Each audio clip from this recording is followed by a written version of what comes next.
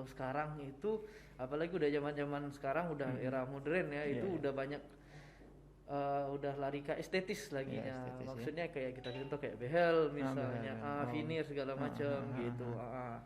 Itu sih, cuman memang yang paling banyak itu ya pasti keluhannya bergigi berlubang sama karang gigi. Oh, karang gigi. Oke, itu menarik juga itu karena Iya. banyak ditemukan juga ya, Dok ya itu ya. Ah, Dok, kalau pertamanya terkait itu gigi berlubang, apa sih penyebabnya tuh, Dok? Kalau menurut ilmu kedokteran gigi itu? Nah, penyebab gigi berlubang ini ada beberapa juga. Yang pertama ya pasti bakteri. Bakteri. Nah, bakteri itu pasti. Yang kedua ada juga keturunan. Oh, keturunan juga ya, Keturunan Dok? ada. Dan yang ketiga juga faktor lingkungan. Lingkungan. Misal, sering yang kita temukan kenapa teman-teman di daerah pulau itu sering giginya rusak. Biasanya itu penyulingan air dari air hujan. Oh. Jadi kayak gitu juga berpengaruh. Oh, minum air hujan pengaruh iya, juga, Dok? pengaruh juga karena kan asam basa dari air itu sendiri kan berpengaruh terhadap gigi.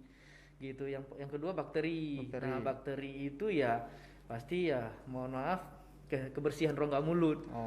Nah, ya memang awalnya kecil, tapi lama kelamaan dibiarin ya nyebabin giginya hancur gitu. Namanya bakteri kan dia aktif. Iya, aktif.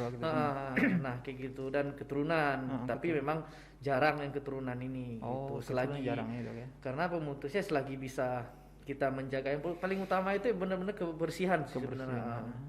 Selagi kita bisa menjaga kebersihan, insya Allah sih nggak ada masalah. Dok, kalau soal makanan tadi itu, ada makanan-makanan tertentu nggak yang apa ya rentan untuk membuat gigi lubang gitu loh? Kalau gigi lubang sih enggak ya. Selagi itu kembali lagi selagi bersih. Tapi memang kadar makanan yang kadar gulanya agak tinggi itu memang lebih rentan biasanya. Karena misalnya contoh kita makan coklat misalnya. Makan coklat ya. Itu kan ada glukosanya. Iya benar. Nah, gula itu semakin cepat kalau dia mengendap, dia semakin gampang hancurin gigi. Nah, oke.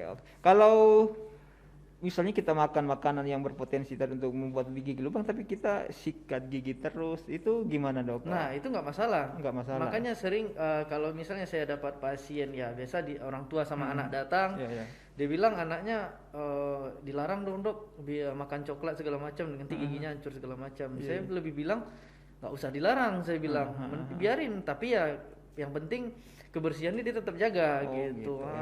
Sebenarnya sangat simpel sih menjaga kebersihan gitu. Minimal ya kita mulai dari gosok gigi minimal 2 kali sehari. Dan yang menurut saya yang paling penting itu sikat gigi memang sebelum tidur ya. Jadi pastikan dulu rongga mulut kita itu bersih, baru kita tidur. Karena kan kalau udah malam kita nggak beraktivitas, otomatis kayak saliva alir ludah kita mengendap. Itulah yang bikin nanti sisa-sisa makanan itu cepat mengendapnya. Ya gitu.